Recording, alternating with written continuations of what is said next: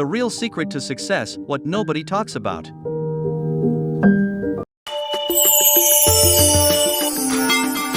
Once, there was a young guy who worked in a factory. His old master, an experienced practitioner, taught him to talk less and perform more. He also received instructions never to limit his abilities in every aspect of the factory's operations. The old man retired, and a young man took over his position as a technician. He pursued to do his job with the same passion and diligence that he had been taught. He paid a visit one day to his mentor. The old man noticed that he appeared down and asked, "What was wrong?" The young guy sighed and poured his soul out. "I've followed your instructions precisely for all these years, no matter what.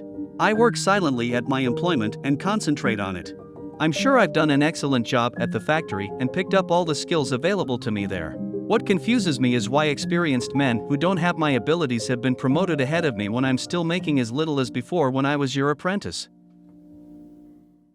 The old man asked, "Are you sure you had become essential to the factory?" The young man bobbed, "Yes." The old man walked back and forth while thinking. He then turned to the young guy and remarked, "You must request a holiday using any excuse you choose. It's time for you to take a break." The young man was startled by this advice, but it began to make sense the more he thought about it. He thanked his instructor and hurried out to make a time-off request. The manager called him into the office when he returned to work after his day off to inform him that business at the factory had not gone well while he was gone. Others confronted many difficulties, which he easily controlled, and they had no idea how to address them. The manager realized his significance and decided to promote him to the position of senior technician to recognize his efforts and encourage him to continue good work. The young man was eternally grateful for his mentor's insight. He was sure that this was the key to success. So, whenever he felt he deserved more than what he was receiving, the young man would take a day off. The next day, he would return, and the problem would be resolved to his satisfaction. For weeks, this routine was repeated. One day, the young man discovered that he was no longer permitted to enter the factory. He was astonished to learn that his employment had been terminated, and he could not believe it.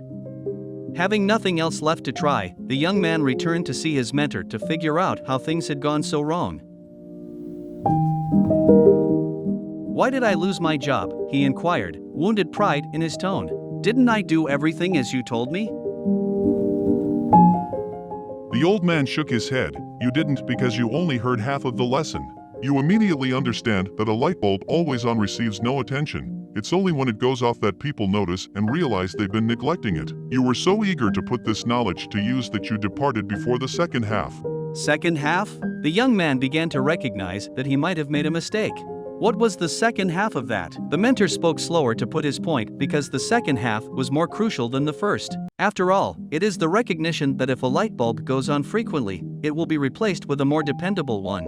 Who wants to buy a light bulb that isn't bright enough to provide light? Do you have any friends or family members you take for granted in life? They're always there for you. What if one day they are no longer there? Please don't put off recognizing how significant they are until it's too late. Express your gratitude today for their presence in your life. Don't let others take you for granted. However, don't quit doing what you're doing just because it isn't going as planned.